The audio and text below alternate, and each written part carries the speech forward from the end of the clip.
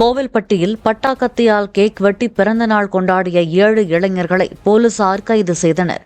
இரவில் ரோந்து பணியில் ஈடுபட்டிருந்த போலீசார் பட்டாக்கத்தியை வைத்துக் கொண்டிருந்த இளைஞர்களிடம் சென்று விசாரித்தபோது அவர்கள் போலீசாரையே அவதூறாக பேசி மிரட்டல் விடுத்ததாக கூறப்படுகிறது.